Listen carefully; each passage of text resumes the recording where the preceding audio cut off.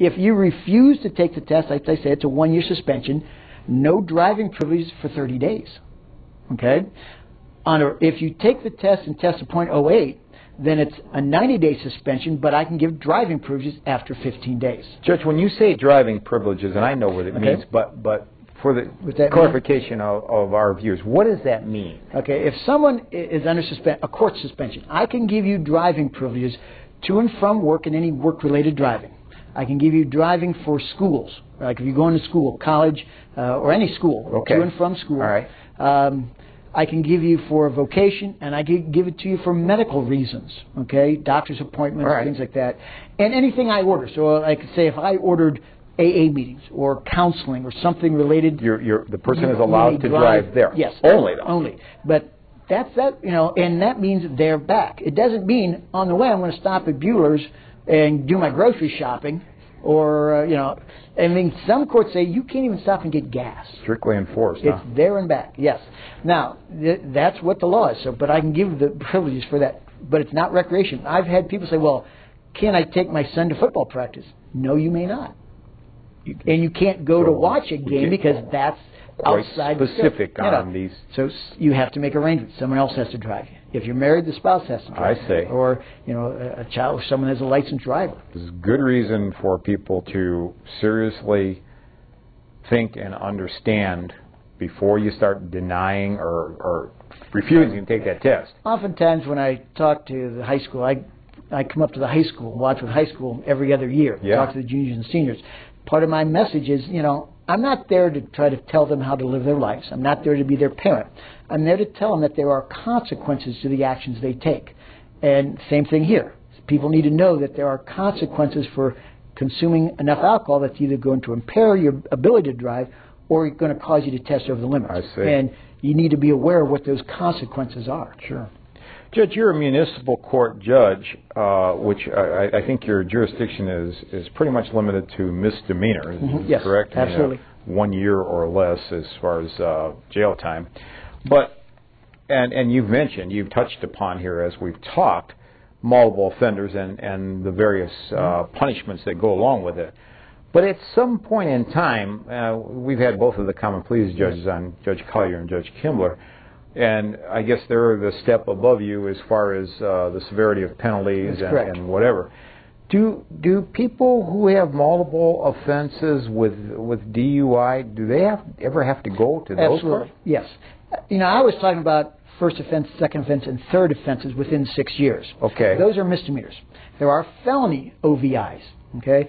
A fourth offense or fifth offense within a 6-year period would both be a felony and go to common pleas. Or if you've had a sixth offense allegation within 20 years, that's a felony. And the difference is you're going to go to common pleas court, and like in a municipal court, if I send you to jail, you'll go to the local Medina County, or the Medina County jail. Right. Common pleas can either do that, or they can send you to prison. Prison meaning prison as in Marysville or Lucasville. Lucasville, absolutely. It's prison. This is heavy-duty stuff when we start talking about people going to prison. Yes, for multiple. So you've heard, 12. They've had 12 prior OVIs, 10 These are really there's problems. Yes, with severe problems with this. Of course, it's understandable, but is that a development that has happened maybe since you've been a lawyer yourself? Well, yes. That the legislature tightened up to the point. They were all misdemeanors. Okay. Then people saying, these with multiple offenders, there's got to be something more we can do. Yeah. So then the legislature created the felonies. The exact when they did that offhand, I don't remember. But yes. Well, that's another development in the. We call it. I'm calling it an OVI. Some people call it DUIs, DWIs. OMVIs. These are all the same thing. It was driving under the influence, driving while intoxicated, operating a motor vehicle under the influence. Now it's OVI, operating a vehicle under the influence. Sure.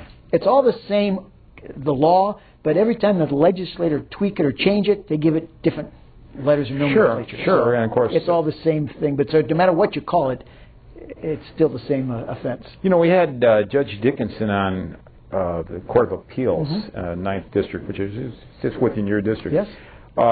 It would seem like what you do now, Judge, particularly with the history of the changes, the Wadsworth Municipal Courtroom could be the test case, if you will. I mean, the legislature says so, but the litigant says, well, we'll see. With traffic, especially with OVI cases, municipal court is a court of first impression. That's where that's where all traffic cases come. Okay? That's what most people have involvement with. And with the changing law, we're oftentimes faced with having a case and having to make a decision first impression.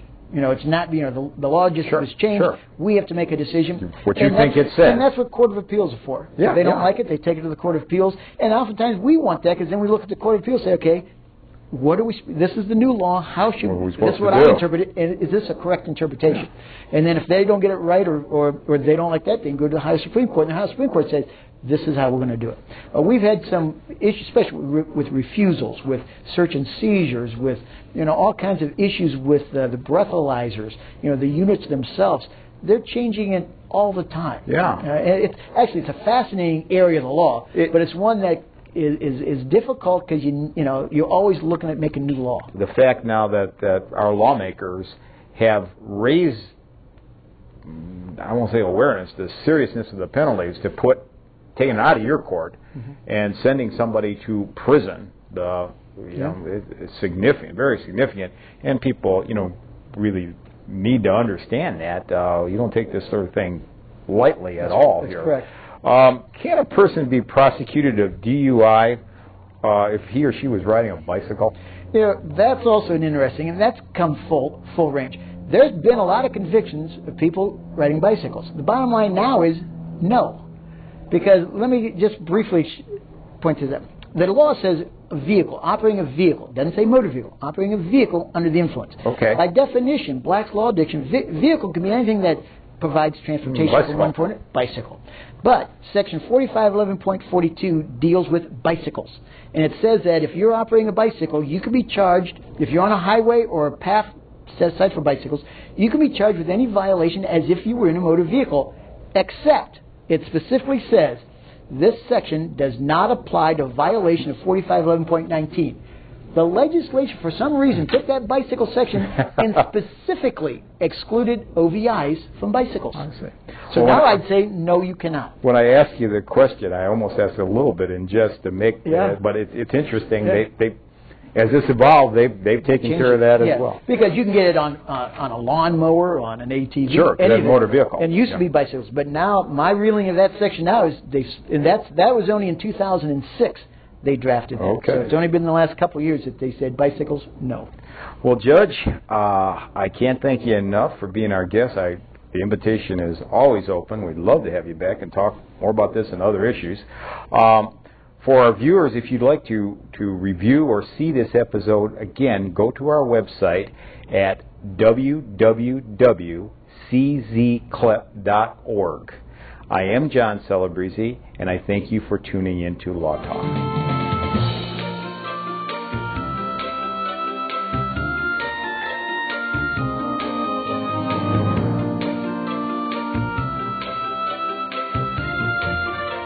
To keep up on Medina County and other legal issues, go to www.czcourtreporter.com, a function of the Celebrezze Zanghi Community Legal Education Project.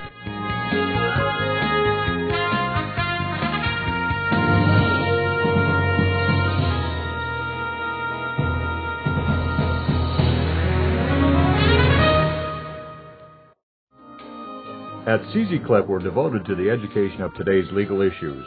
Fueled by the public's keen interest in our legal system and current events, CZ-CLEP is dedicated to the educational venues aimed at enhancing the understanding by all citizens. For a complete listing of dates and times for this telecast, tune in to WCTV Channel 15 or log on to wadsworthcity.com and follow the links to WCTV. I'm John Celebrezze. Please join me in getting a better understanding of the law.